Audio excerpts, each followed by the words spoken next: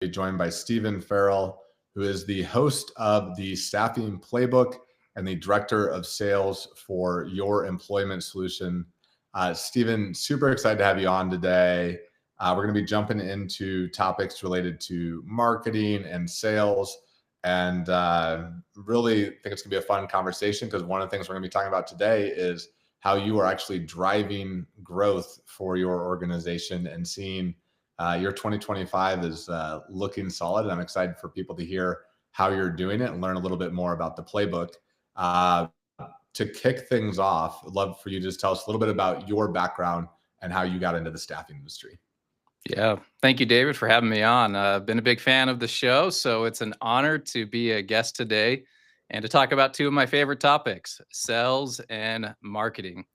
I have been in staffing for a very short time, only 7 years, so I'm still in elementary school at this point. So I still have a hard time saying I'm from the staffing industry because prior to that, I spent over 15 years in retail and consulting, and like pretty much everybody, I fell into staffing by accident 7 years ago. And I remember one of my first mentors told me that staffing is a black hole. Once you get in, once you're sucked in, there is no escaping. You can leave for a year or two, but you're always going to be in staffing, and that is true to this day. But I love this business now. I found my why about 2 years in, and never looked back. And worked for a couple large, billion-dollar companies. Yep. And now, I'm part of a more, mid-sized firm, and we're just building this thing and growing it. And it's been a lot of fun, a lot of challenges, but a lot more rewards attached to those challenges. I've got to ask, what is your why? What did you find? Um, Very long story. I'll keep it as short as possible. This was during COVID, hard time, right? Yeah. We had a customer that we had 250 openings with them, and because of their strict COVID protocol, they had on average about 200 plus people absent at any given time. And these were life-saving devices that they were making. And I get on a call with them one day, this emergency call. It's Stephen, we are in this dilemma. Our patients are not going to get their needed supplies, and people will lose their lives. And so they just challenged me on coming up with different ideas to get these people. And we couldn't increase the pay rate. We couldn't change the hiring requirement. The unemployment had already bounced back here in Utah to like 3.8%. So we weren't finding people locally. And so I just felt the weight of the world coming crushing down on my shoulders. And, I was up all night, just tossing and turning, just really trying to figure this out. And the next day I brought my entire team together in this emergency session. It's like, guys, we've got to figure this out. I don't care if we need to shuttle people in from Mars, let's figure this out. And one of my managers, mentioned that Wyoming was still suffering when it comes to their workforce. Oil and gas was still down, mining was down, all the lights were off. And so we called the branch manager in Wyoming, and I said, hey, what are the chances you can get me 200 plus people at $15 an hour to be thrown on a bus and be shuttled into Utah, stay in a hotel? And she's like, I can get you 1,000 people. And I'm like, Oh my God. okay, let's talk. So long story short, we got the people quickly. We shuttled them in, a 6-month process. It was just really difficult, working 110 hours a week. And at the end of that 6-month period, when we sunsetted the program and things went back to normal, the HR manager, she reached out to me and she said, Stephen, you don't know the lives that you saved, but we do. And she said, you and your team are just truly exceptional. We can't thank you enough. And I'm just like crying. And that's when I found my why in staffing. That it was like, we truly are making a difference in people's lives and sometimes saving people's lives. And I've never looked back since then. That fuel in my belly, that fire, has remained strong, and it always will after that. That's amazing. I love that story. And it's when you can actually see the impact of the people you're putting to work, and sounds like a cool experience. And I get why you got hooked at that point. Yeah. So one of the things that you've done since then is you've started the staffing playbook. Tell me a little bit about what that is. For those of you that see this on video, you'll see it's in this background. You got a big sign that looks amazing. So what is the staffing playbook and what's your vision for it? Yeah, thank you for asking. Staffing Playbook podcast really came from an earlier iteration during COVID when we were trying to find help. I would do a live stream every single day across these large Facebook groups that I owned and I was the admin with hundreds of thousands of people. So I'd stream live into these groups, talk about the jobs, talk about the safety protocols our clients are putting in place. We do a live stream, drive through job fair at 5 in the morning in 3 different places. We'd have the news, it gained such a huge following and it was a massive success. We'd be hiring, 100 people a week through the podcast, through the live stream. And so we sunsetted that when I moved into a different role and different company. And so that's where it really started. But morphing into when we started it last year, mid-year, I see that this gap in knowledge in our industry. You have this high turn and burn in our industry. 14 to 18 months with recruiters and sales reps, and there's all the right tools out there and the right people, helping people be set up for success. But there's really not an actionable playbook for people in our industry. At least I know there's some out there, but I could never find it. And so I thought, you know what? I want to have that playbook. I want to help people in this industry get the playbook, learn how to grow their business, be successful, and be here long term, like I plan to be. And so that's a big part of it. Is I just want to share the industry knowledge. I want to bring on some of the best, thought leaders, and have them share the playbook, challenge them on the playbook, make sure it's actionable. The other part is I want to connect with our clients, our HR leaders. We don't just focus on staffing. We focus on leadership. We focus on compliance and HR. And so it's just really come together. It's been a lot of fun. And we're only 32 episodes in. We're just getting started. We've got an episode coming up in a few weeks where I'm bringing on 2 to 3 HR managers, high volume staffing. They're going to talk about the good, the bad, and the ugly when it comes to staffing. And it's just going to be a really fun roundtable. So just things like that we want to bring value to the market. And as being a big fan of your show, your podcast, I'm a big believer that with yours and Haley Marketings and others, like we can bring the value to the market and really change this industry for the better.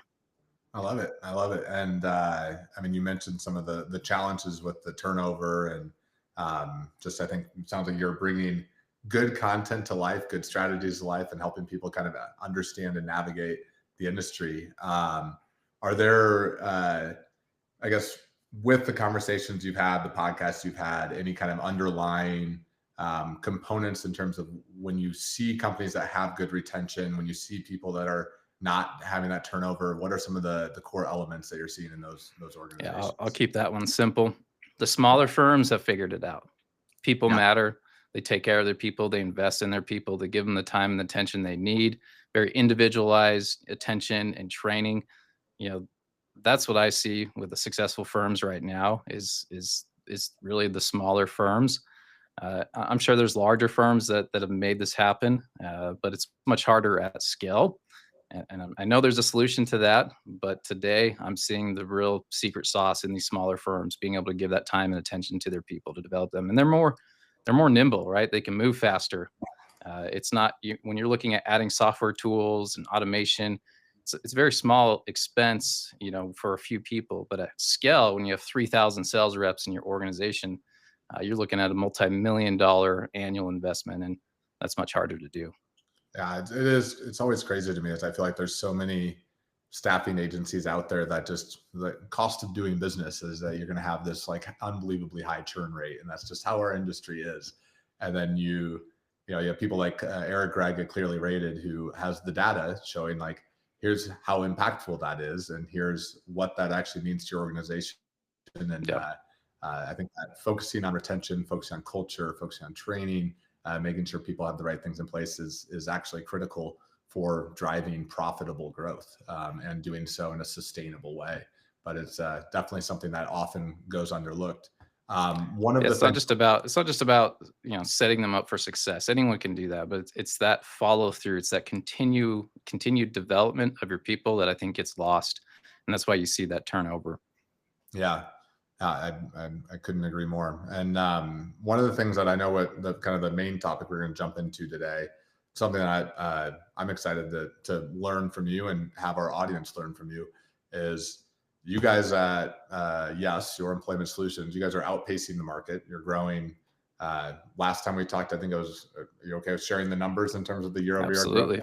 Last Yep. time we talked, I think it was 18% year-over-year, which is, if you look at SIA's trends, if you look at any of the other data out there, that's not what we're seeing in the market. Most people are, I mean, I jokingly say this, and I've been saying it longer than I'd like to, is, flat's the new up. Oh, I hate that term. I heard that a few weeks ago, and I just cringed. It's the worst. It's the worst, and it's also the reality for some people in the industry today. And I think that you are, from conversations we've had, you're doing some unique things that I think tie your marketing skill set, your marketing sales alignment background. But maybe you could start off and just tell us a little bit of what are some of the things that you guys are doing differently at Yes that is helping drive some of that growth. Yeah, if I may, before we get into that, I want to set kind of a baseline of why we're here today. Yep. The staffing industry has now reached 28 consecutive months of being down, and things are not looking up. It's been hard out there. Gig apps and smaller firms have been cutting current corners to win the little business that's out there by offering low margin markups, that really are not sustainable. And many are doing it by misclassifying workers as 1099 to hold their margins. All that said, in a down economy, there's plenty of people who will complain about their business shrinking and shift that blame to justify their lack of strategic thinking. But for us, I think there's always an upside in a down economy. There's always new opportunities to adapt, change, pivot, find new ways for growth. We don't need to be the defense attorney for our challenges. Instead, we need to be the prosecutor of our challenges and lean into that innovation, adaptation, and most importantly, what the market is telling us. And the market is telling us it's going to be tough, and so we've got to find those niches that we can carve out in the market where there is growth, because there's always opportunities where there's a down economy. There's industries that are growing that we support as a staffing industry. There's plenty of industries that are growing that we just need to tap into, and for the businesses that are still in a decline, we can find better ways to service them to expand our wallet share. I want to add that, last year I just started my sales team when I came to this organization. I had 3 brand new sales reps. We grew the business by 10%, which was several $1 million. And this was primarily due to a huge pivot we did in June of last year. So we were mid-year before we figured out what we were doing was not working and we need to shift. So if it's okay with you, I want to talk about that pivot that we did. I would love to, and I'd like to know the pivot. I definitely want to know what wasn't working. Nothing was working. We were not getting the business. We were just getting the breadcrumbs. Yep. The game changed after COVID, and going into 2023, where you had inflation starting to kick off with the interest rates being increased. Market shifted, consumer demand dropped, and so did the demand for labor. Companies tightened their belts on agency spend. Many took recruiting in-house. They were able to see that during COVID, like, hey, we were okay being short-staffed, as many people as we were short-staffed, right? So they looked at staffing differently. And companies that still use staffing, the wallet share got a whole lot smaller because the jobs weren't there due to consumer demand dropping. And so, and not to mention the ones that have an agency or two in the building that still have somewhat of a demand. Now they're using multiple agencies as well as their internal talent teams. And so what we did, this is what we did to respond to that. We went through a workshop. This workshop was outlined by Alan Dibb. He wrote the one-page marketing plan. I don't know if you've read that book or heard of it. Fantastic read if you haven't read it. And through this workshop, we went 12 weeks through this workshop. It was clear that we needed to stop focusing on everyone and anyone who could be a client of staffing Yep. which in Utah was about 18,000 companies. Our new focus started with questioning the type of business we were going after. So we niched down, focused on the core elements of our business. What are we really good at? That's what we had to ask ourselves. And then we removed all other job roles that we were not good at, that we were failing, or just didn't have the adequate infrastructure to support effectively. And then we moved into these 3 target segments, which represents about 3% of that 18,000. So we really got narrow on who are we targeting. And there's 3 types of segments we targeted. You'll be shocked with these 3. You ready? I'm excited. Number 1, companies who are hiring. They're literally raising their hand, and this is in clear daylight. I am hiring. It's like a beacon on a hill. Like, if you could imagine, standing at the top of the mountains, looking down at the valley, and there's this beacon on every building that's hiring. Well, that's what we did. We looked for those beacons and we reached out to them first. So that was our top priority. Then we looked at past clients who have done business with us and have stopped for, a variety of reasons. Maybe it was better rates, decreased demand, or in most cases, we found it was a service failure on our part. So we had to repair that relationship and eat some crud and work on some ways to show them that we were ready to partner again. The last one might be surprising, maybe not. Companies who use staffing and are likely being underserviced. So it was time to take some business away from other agencies. I'm sorry for those agencies that I took your business away this last year and this year, but it's likely that they're being underserviced. We were reading, I believe it came from Clearly Rated, may have been another source, but agencies indicated that they were focused more on new sales in 2024 than their existing business. And I saw that as an opportunity to go and take some business. So our ops team focused on our core customers, serviced them better than anybody else. And then our sales team went after all the companies that are using staffing agencies that are likely being underserviced. And we started taking some of that wallet share. That's great. And super smart in terms of the, niching down to, or at least focusing on the high quality leads and high likelihood of people that are going to be prospects that want to use your services. Did you do any deeper dive down into the industry segments, into the specific verticals? Did you go to that level as well? We sure did. Yeah, we first started with light industrial. That's our bread and butter. That's what our infrastructure is built out to service. So that's what we do best. So we were in like everything you can think of at the time. And it was like, let's not spread our resources too thin. Let's be more effective with the business that comes in and make sure we get the right placement for those job orders, reduce that turnover. So we focus on our light industrial. We had a few core people in our organization that had experience in construction and trade staffing. So we opened up a construction division last year, and that really helped us. And so, the rest we just kind of pushed away. Looking at contact centers, for example, they're being replaced by AI agents. They weren't being replaced last year, but we could see the writing on the wall. So no reason to invest our time into contact centers. It was, we'll service the ones we have, but let's move on from that segment because that industry is dwindling. And so then we looked within light industrial, which segments are growing, which ones are being underserviced, which ones have the highest demand. Warehouse and logistics, right? 3PLs, they're always in high demand. Even looking at the tariffs today, which that's been messy. But you have most companies that do just in time, right? And they can offshore and have deliveries made quickly. And now, we're looking at tariffs and going, hey, I think these companies are going to switch from just in time to just in case. They're going to build up inventories here onshore, right? Yep. That means they need more space. They need 3PLs. And so within the last couple of months, I've had my team go and target every 3PL and talk to them. And sure enough, they're getting calls from companies wanting more space. And so we're going after that business. So it sounds like you're focused on the people that are going to where there will be demand, and then also on the areas where you're creating value and that the market's growing.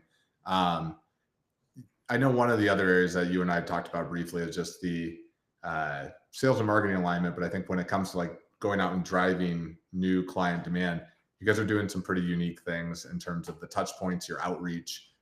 Would you mind just sharing a little bit about that? Yeah. Yeah. Great question. So it's taking so many more touch points to get a hold of a customer. Like we're talking 20 plus calls just to get someone to take your call, right?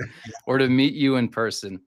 And so when we went through this workshop, the one-page marketing plan, we determined that there was a minimum 27 touch point journey. And so and this is just to create awareness, whether it's through social ads, through social selling, in-person visits, phone calls, mailers, billboards, you name it. And so our marketing team developed a 27-point journey. It was clearly written. It was mostly automated. And this marketing plan was to increase the frequency of our ideal customer profiles so they can get to know us before even one of our team members talks to them. And some of those touch points were physical. So like I'll give you an example. After a discovery meeting, we shipped what we call a shock and awe box. And inside that box was a thank you card. We had some swag. We had a 3D printed Yeti for their desk. By the way, for those of you seeing this on camera, we have a mascot, this little adorable Yeti.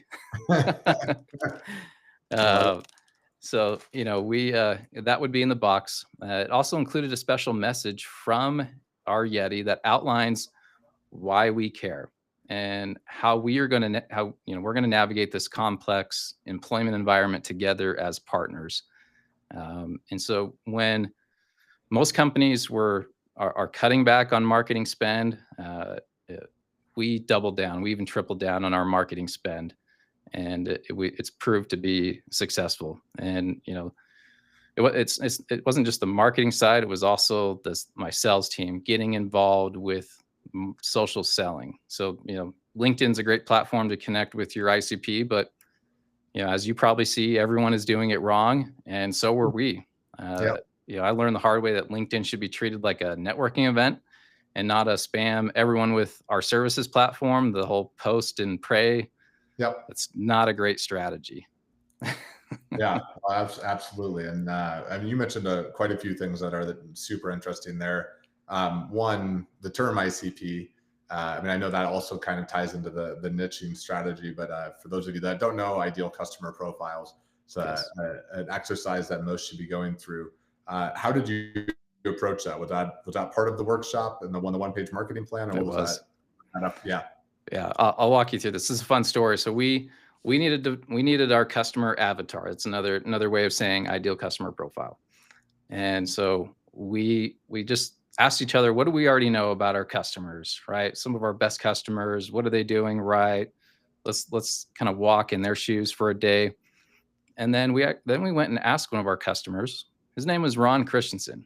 He became our ideal customer profile. We took him out to lunch, told him what we were doing, and we interviewed him. We hit him with a slew of personal questions, professional questions. What does he like to eat? What restaurants he goes to? What does he listen to? What does he watch? And Ron Christensen is in his mid 50s. He enjoys listening to the local radio stations when he's driving home. And when he's not listening to the radio, he is rocking out with like 90s, grunge music. And when he's home, he's watching YouTube. He's not watching network television. He's watching YouTube. He's on Reddit. And so a lot more about Ron Christensen, but we identified him as our ICP. We got to know him, and we wrote up a full page of our ICP and developed a marketing plan around Ron Christensen. We took photos of Ron Christensen and posted it all around our office. And we looked at Ron every single day to remind us of who our ICP is. I love that. And I feel like this is such an easy thing to overlook as a business owner and as a staffing agency. I think when people are like, oh, yeah, we're niched, we do an L&I. And it's like if you getting distilled down to the exact person who loves working with you so that you can hone your focus. One thing that I've seen over the years with just businesses in general is they tend to go focus on fixing the problems with the people that don't like their service versus figuring out how to get more of the people that do. And it sounds like you did a really nice job on that front. One of the other things that you brought up that I would like to go a little bit deeper into. I think you said 45 questions that are memorized for, was it Yes. 45? Yeah. Is this your discovery process? Is the Yeah. 45 question framework? Yeah. Like how did you develop this approach? What are the outcomes that you've seen from this? Tell us a little bit about this as well. Yeah. So back in Q3 last year, 2024, I was reviewing my team's performance like I do every week. I was doing a deeper dive, and I was noticing our discovery meeting conversion rate to contract signed was pretty low. At the time, we had an 11% conversion rate from discovery meeting to contract signed. Any good team should be at least 30%, and when operating at their best, they should be more around 40%. So recognizing this, I took immediate action. Think about this, David. Q4 is always busy for ops and recruiting. This is like just showtime, right? It is busy. However, it's much slower for new sales. So instead of giving my team a list of busy work in Q4, like I've done in years past, just to make everyone feel good, like, oh, we're prospecting, we're being productive, but we're not getting much business. Yeah.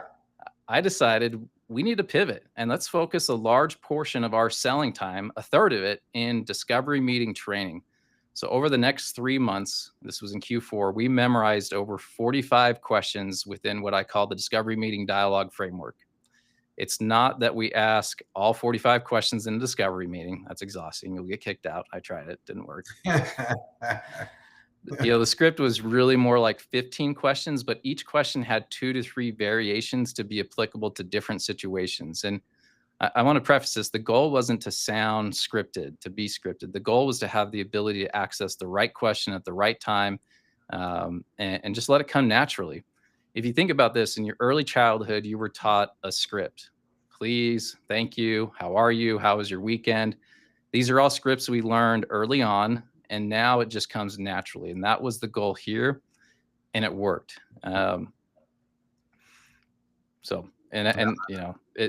was a fun, I held myself accountable as well to memorize these questions, which is, because you're facilitating it, you're teaching it, you're having fun, you got a lot of other things to do as a sales leader, but that was a challenge for myself. And it was just the most fun activity we could have done. And it was the most productive, and it's paid off. And we've already doubled our conversion rate, and we're continuing to improve on it.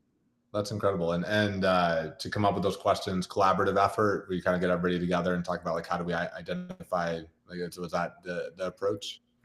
Yeah. It's all based around this dialogue framework is based on consultative selling. Yep. Inexperienced sales reps play this game of ping pong. Okay. I ask you a question, client, you give me an answer, and I'm thinking, ooh, I have the solution to that answer. Right. And so I hit you with a solution. Yeah, we could do that better. Let me tell you why. Here's my next question. And then you answer. And then I go, oh, we can do that better. And here's why. And you're just playing this game of ping pong. You're really not listening. You're not putting the focus on the prospect, which should be minimum 85% of your meeting. We role played so many times through this, and we had fun catching each other.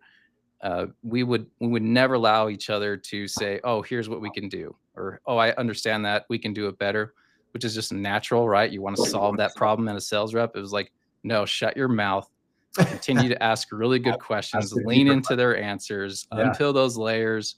And then at the end, hey, you mentioned X problem. Here's Y solution, and here's why we can execute on it. And that's at the very end of the conversation. And that takes a real discipline to get to have that be natural in a discovery meeting. That's incredible. It sounds like your team really leaned into it, and it's having an impact. Something like this, if you were to, and I know I'm gonna jump into the kind of the sales and marketing alignment, and also this concept that you brought up that I hadn't learned about until you. But before we do, how impactful do you think this is in terms of driving growth for you guys? Like, if you're to rate this on a scale of 1 through 10, what do you think the discovery process alignment is? It's a 10. There's so many important things to get to the discovery meeting, which we can talk about. How I believe the research phase is absolutely the most important phase of the sales process. But you can do all the research you want, but if you don't know how to have a real conversation in discovery meeting, and really ask the key questions to discover the active or latent pains or future pains, then you're going home. That's great. And do you have any pushback at all from the team on getting alignment on it, or is everybody kind of just ready to try something new? Look, my entire team has been long past college for several years. So the days of having to memorize things have been in the rearview mirror for a decade or more. And so everyone's immediate concern was just more intrinsic. It was like, how am I going to memorize 45 questions? That just seems impossible. And so the first couple of weeks were really rough, even for myself. But once we got that rhythm, it came back to us, and then it just kept getting easier and easier as the weeks went on. That's great. That's really great. And the next area that I wanted to jump into was the critical element of sales and marketing alignment. Being a marketer, I think that staffing as a whole underestimates the value of marketing, the scalability of marketing. I always like to say it's just marketing is just sales at scale. Mm-hmm. It's just a different way of approaching getting to the same result. You brought up this concept of a superfluid helium. Oh, you remember? I'm impressed.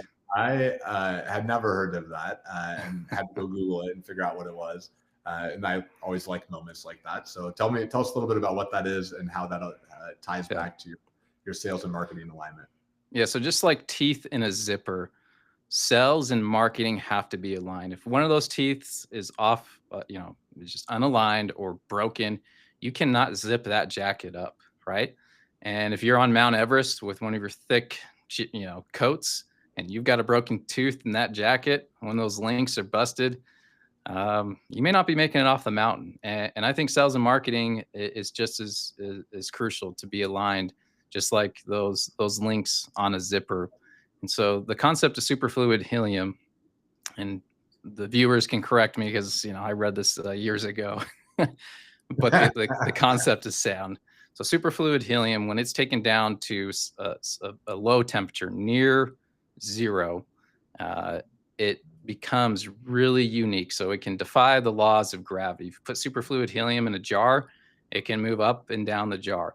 It can move through the jar without causing any damage or friction.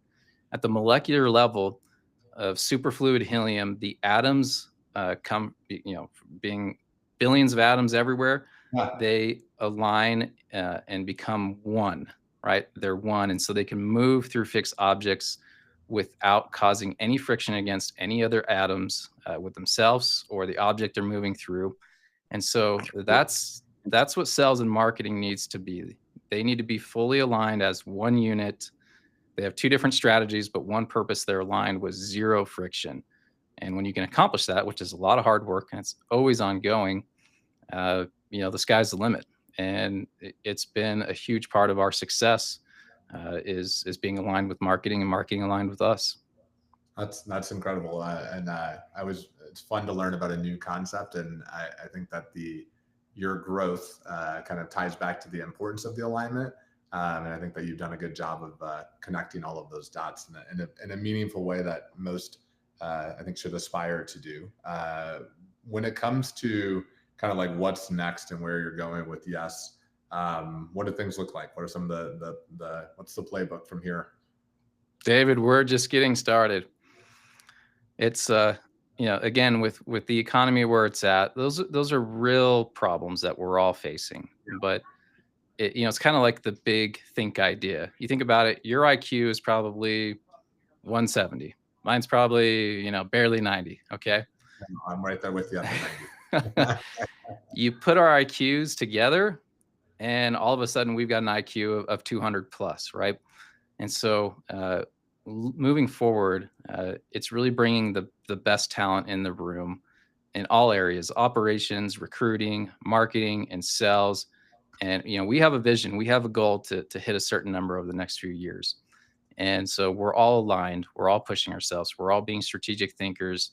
And I should preface, we have a group of strategic and critical thinkers all in the same team tackling these problems. We've been fortunate with our growth this year. We're double digits, high double digits right now from last year, which is one of our best years we've had. And we're just finding those areas of opportunity to lean into. We're no longer, this might ruffle some feathers out there. I don't ask my team to make 150 cold calls a week. Like there's no quota of 150 cold calls a week. I want them to target just the quality leads. Going back to those 3 segments that I mentioned, we are focused on those segments. And I mentioned earlier about the research phase in your prospecting process. So it's not about just seeing who's hiring, it's understanding who those businesses are, what's going on within their industries. If you're looking at the 3PL, what's going on with the tariffs? How is it affecting them? If you're looking at, you've got a customer that's in nutraceuticals, what are some of their pain points in their industries? What are their vendors' pain points? Where is nutraceuticals going in the next year or two? Are we expecting a massive increase? Is it going to be flat? Is it going on a decline? What type of machines do you need to use in nutraceuticals? Like, let's let's have a great understanding of our prospective customers' business before we even go in there and talk to them. Let's go listen to their CEO's podcast. Let's go read their blogs and their white papers. Let's understand what they're proud of their initiatives that they're working on, what they're proud of. We don't want to go in there and just say, hey, I listened to all of this and I know everything about your company. But you just go in just with more authority because you understand their business. So when they're bringing up challenges in their industry, you can speak to that, and you can have a more open conversation, and you'll be more relatable, and they'll see you more as an authority that can help. So it sounds like I always call it sniper over shotgun. Sniper over shotgun. I haven't heard that, but I like that. Yeah, I might steal that one.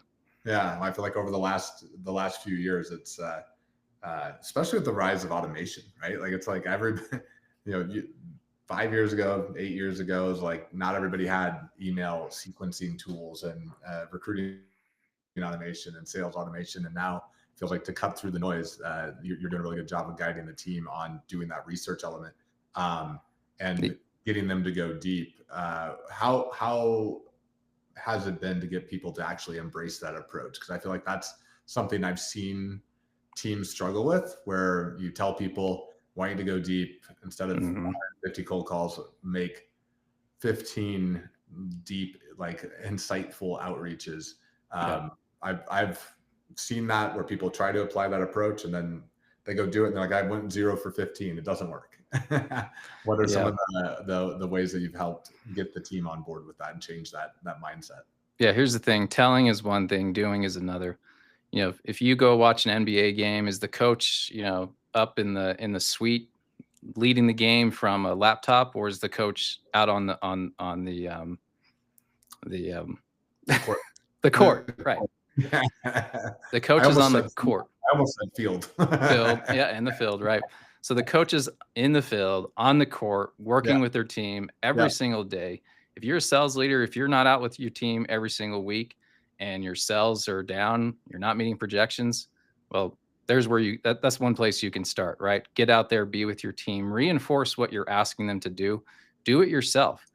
Every week, my calendar fills up more and more meetings after meetings after meetings. We got to have a meeting about our next meeting. And in between those meetings, I'm making cold calls. I'm looking up job ads. I'm calling prospective customers, and I'm practicing what I'm preaching. And I'm getting real-time feedback, not just from my team out in the field, but I'm getting feedback from my own calls, so I can figure out, is this working? What I'm asking my team, does this truly work, right? And if it doesn't, I'll be the first to say, okay, guys, I tried it. It didn't work. You guys have been telling me it's not working. You're right. Let's try something different. I love it. Oh, that's great. Out there leading from the front, leading from the field. Yes. I guess, and so I know you guys are just getting started in terms of your growth and where you're going, and something you've got a good sales motion, good delivery. Where are you guys going from a kind of like expansion standpoint? Anything strategically that you guys are doing in terms of the rest of 2025? Yeah, a big something that we added this year to our sales development team is we are focused on social selling.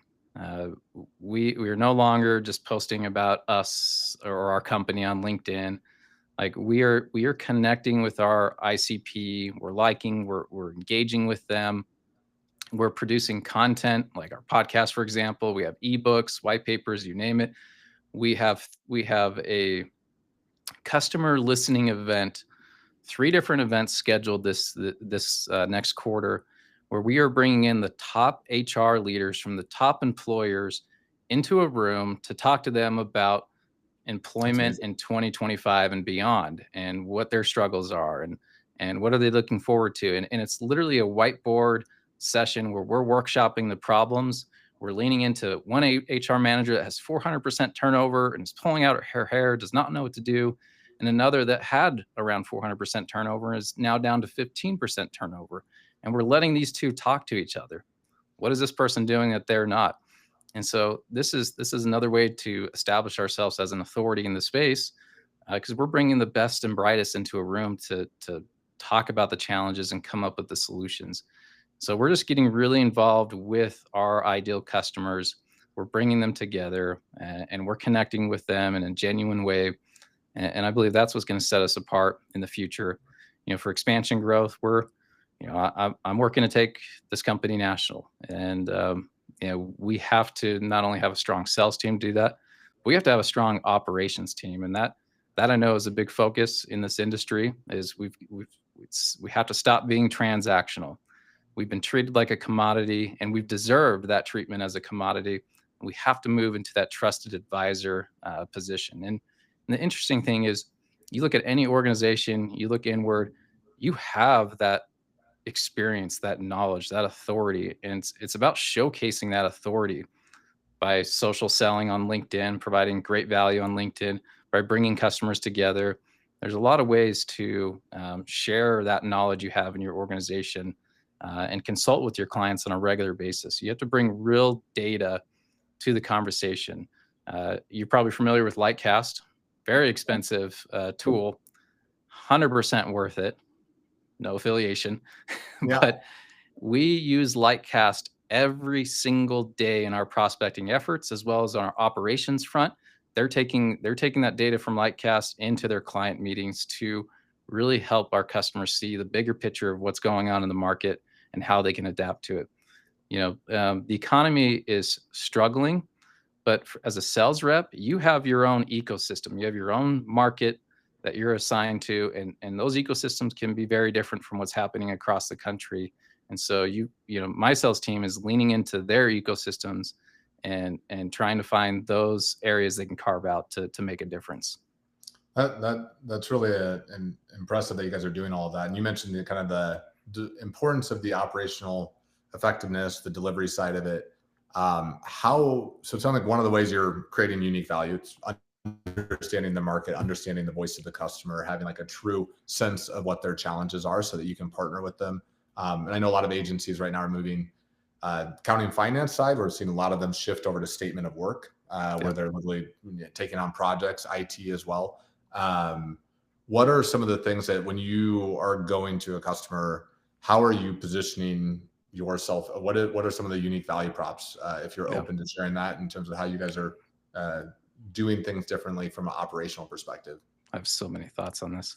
I'll try to keep it to a couple things. Yeah. So the first thing is we don't go in looking for a job order. Every conversation I have with new customers that I'm bringing on, part of my conversation is an agreement that we have a seat at their table when it comes to their employment strategy. I ask them straight up, do you treat staffing agencies like a commodity or a trusted partner in your recruitment strategy, your overall employment strategy? And if they say a commodity, I go, I'm out. Thank you. Yep. But not worth my time, not worth my investment. And that's hard to walk away from someone that says, I want to work with you. Yeah. But I'm going to treat you like a commodity. I want to work with you, but for the lowest price, and I'm not going to talk to you. Just send me resumes. That's right. Yeah.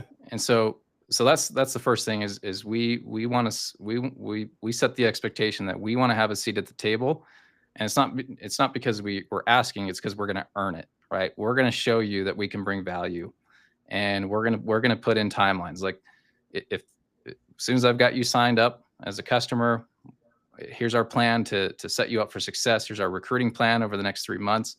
If we fail to meet your expectations, you can fire me. No questions asked. Let us go.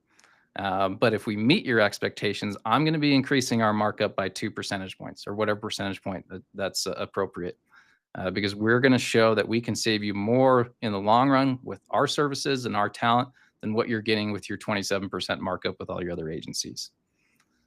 So that's a big part, but that's the sales part. Well, going back to operations, we have a pulse on the market. We're using tools like Lightcast to help us understand not just the labor market, but the economic and demographic trends that are going on. Maintenance techs, for example, are in high demand in Utah. However, there's not enough maintenance techs. So there's a demand for 7,000 maintenance techs, but there's only 5,000. And so we go in there and go, it's great you want a maintenance tech. Here's the data. There's not enough maintenance techs. So you either have to train within, upskill, build that maintenance tech from within, from the ground up, or you're going to have to pay above market to steal a maintenance tech from another company.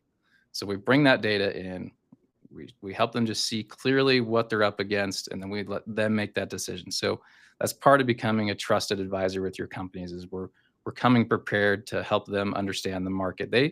Some HR leaders, they understand it, they get it, but others, they're worried about retention every day. They're focused on one meeting after the other. They just don't have the time to look into the market like we do, and so they find value with us bringing that data to these meetings. And So it sounds like really digging in on the strategic partnership side and coming prepared with here's where you're at and here's how we can actually solution for you, which that's right. That goes back to the discovery, right? Like if you're doing discovery at that level, you are understanding if there's actually a problem you can help with and becoming a partner on that front. One of the areas that you also touched on was like the idea that staffing has been commoditized. I see that, hear people talk about it all the time. Curious to know why do you think that is? Why do you think staffing has been is going through this phase of commoditization? Well, hate to break it to you, but we've always been a commodity, and COVID exposed that, right? And so it forced everyone to look inward and go, okay, if I continue to be a commodity, I'm going to go out of business. I cannot fight for the lowest price. The appliance industry, I spent a few years in consulting. The appliance industry, if you go in and try to negotiate, $100, $200 off your washing machine, forget about it. There are no margins in appliances. The margins are in the upsells, the warranties and the service plans, things like that. And the reason that happened in the appliance industry is, one guy on the corner would drop his price by 100, and then the other would drop it by 200, and so everyone just kept dropping their prices until there was no margins left, and that became the new MSRP. That was the baseline with no margins. And so because the industry has been struggling for 28 consecutive months, people are just looking for ways to get any business that they can. And I don't blame them. I've done that too. But we have to look further than that, because you can't maintain 11% gross margin on an account for very long. Yeah. And so you have to come in with a different strategy. I'll give you one example here to keep it short. Large customer I was going after, I went in there. They had another agency that they had full-time. It was not getting the job done. And so I asked if I could tour the facility, talk to the supervisors, really understand the roles that they're struggling in. And so I spent the next couple hours in the facility talking to the line leads, asking them, what their struggles have been when it comes to their retaining their talent. And got a lot of good feedback. And I came back to the HR team and I said, I can see why it's been so hard to keep people here. Like this is a hard job, and you're asking a lot. And so I was validating how hard it's been for them and for their agency. Yeah. I said, I'm going to be honest. I really don't know if we can help you. I was being completely honest. I'm going to take everything I learned today back to our operations leadership team, and I'm going to share all of it with them. And I'm going to ask them a single question. Do you think we can do this? If the answer is no, I'm going to tell you no. If the answer is yes or maybe, then we're going to come up with a very specific plan of how we're going to staff you successfully. And so the team said, yeah, we think we can do this, but we're not sure. And I said, okay, well, let's get sure if we can do this or not. And so we mapped out our recruiting plan. We had our scope of work. We had our ramp up plan, what it would look like. Went through all of it for several hours. And then I went back to the customer the next day and I said, we can do it. Here's what it will take. And by the way, I cannot do this without an on-site manager. So you're going to have to pay for an on-site manager, or this deal is off the table. And number two, I can't do it at the rate you have with your current agency. I will be 3% higher. Guess what happened? Got the deal. Got the deal. I mean, you actually told them what you need when you're, again, on that, I think, pushing back, challenger sale approach right there. So, but also letting them know what you need and being a strategic partner, which is great. And it sounds like you guys are really leaning into the solution sale in the L&I space versus the volume play, which is, I think, that's a trend that we're seeing across all of staffing right now. And then I would also just add to context for the audience, the other, I think, the solution sell, operational efficiency, and one of the other playbooks that seems to be working in times like this is highly focusing on how your talent pool is unique and more valuable, and you have access to something that they don't. It's amazing to me. I'm from somebody who has recently hired through a staffing agency on the IT side.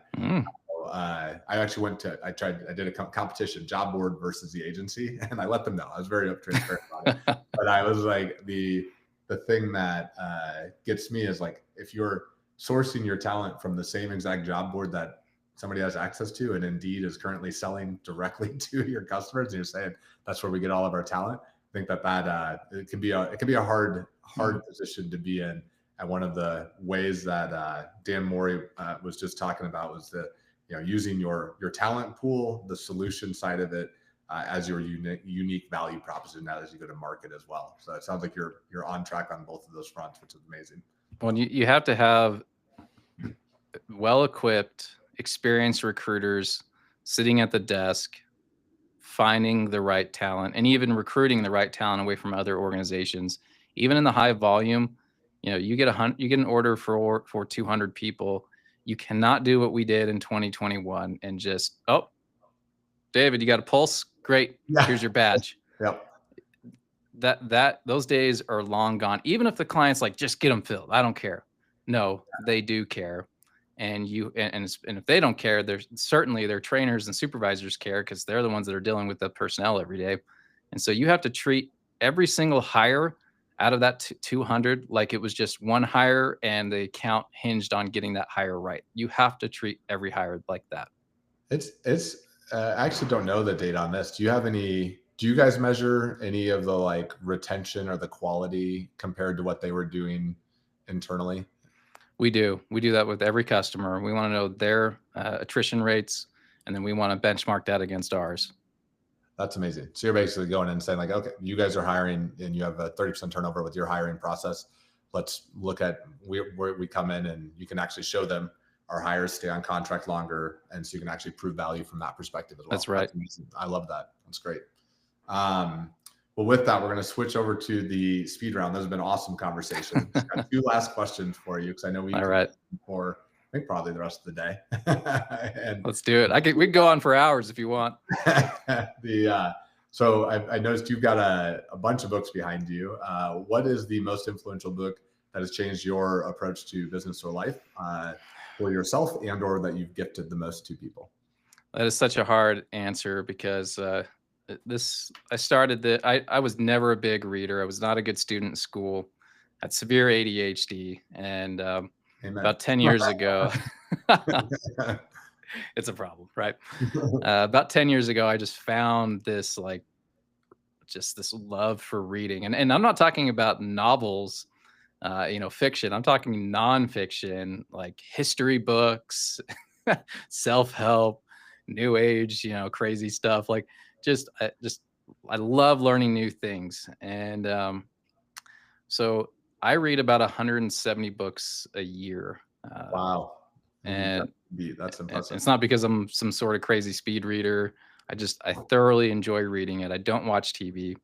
And so one book that helped really change the way I produce in my career, the way I kind of, especially when I worked with these large companies, one book that really helped me navigate the complexities of C-suite management, and good leader versus bad leaders that we often find, was The 48 Laws of Power. I don't know if you're familiar with that book. Have you read it, David? I have not read it, but I do have it. So it was I think gifted it's to a me. must read for anyone. And people will read that book and go, wow, this is nasty. Like, Yeah. do I really have to be manipulative, in the way I look at the world? And this is how a lot of people operate in the world. You need to understand where they come from so you can better navigate around some of the more challenging leaders, and also see the best in great leaders. And so that book really changed my career, helped me not take things so personal, helped me manage my manager. I'll tell you though, there's a book I just started this morning that was referenced on another podcast. I think a guest on Haley Marketing, and that is the 12-hour year, or the 12-week year. It's all around productivity, and so I read the first 4 chapters this morning, and it is phenomenal. Awesome. I can't wait to dive in even more. I love it. Check that out. And beyond kind of staffing and recruitment, what hobbies or interests? How do you recharge your batteries? Sounds like reading might be one of the things. Anything else? Reading for sure. Yeah. Trail running is my escape, where I can start thinking about things. Some of the best ideas that I've implemented in staffing came when I was on a 15-mile trail run. And so living here in the Rockies in Utah, it's easy to just escape and hit the trails. So that's a big hobby of mine. And then second to that is, I've got a daughter who's special needs, a rare genetic condition, only one of 20 people known in the world to have it. Wow. And so my passion has been developing a group around this disease with the 20 other people in the world, and doing research and, trying to source funding for real research into this condition, so we can get some treatments or even a cure down the road. And so when I'm not trail running, when I'm not reading, I'm working on this rare disease. That's incredible, and some great ways to recharge, and some good insights that you shared today. Any closing comments for the audience? Yeah. I first want to say thank you, David, for having me on. Again, big fan of the podcast, and I met you the first time at Dan Morey's Staffing Sales Summit. That was great. And just appreciate you letting me share some of the insights here. Just some closing thoughts is I want to speak to you, the sales rep, the business development manager, one of just a sea of sales reps throughout your organization. If you're struggling, like I think you are, like most people are, don't rely on your organization to pull you out of this. You've got to do it yourself. And all these tips that I shared today, besides maybe the marketing spend and some of the advanced softwares, you can do this all yourself. You can lean into it, spend time understanding the industry, the trends, understanding your market, because it's going to be unique compared to the nation. Understand what's happening, understand your customers and their business, dig into it, spend time researching them. Yes, you're gonna get in trouble for not getting your 150 calls that week, but if you can get high value accounts that produce great margins, no one's going to complain. They'll complain at first, but over a couple months after you show the results, maybe they're going to rethink how many calls you need to make to get to bring in the income goal, or the revenue and GP that you need to bring in. So that's my parting thoughts is sales reps that are out there, don't give up, lean into it, develop your skills, your core skill sets, and find resources that are out there that can help you be more effective. There are, with the advances of AI, there are AI bots out there now that can help you speed up this process when it comes to your prospecting and your workflows, and to give you more time with your customers. So just keep leaning in, keep learning, be patient. This industry will turn around, and if you can stick it out for the long haul, you will reap the dividends of all of your preparation and hard work right now, where you're not really seeing much result from it. Awesome. Well, it's great insights again, Stephen. Really enjoyed the conversation with you. Thanks so much for joining today. Thank you. All right. That was awesome. I put that as one of the best I've done. You stop that. No, that was great. I feel like you went, I mean, you have a podcast and it's called the Staffing Playbook. So it's no surprise that like what I'm always trying to get people to do is share actual, actionable, meaningful, insightful things. And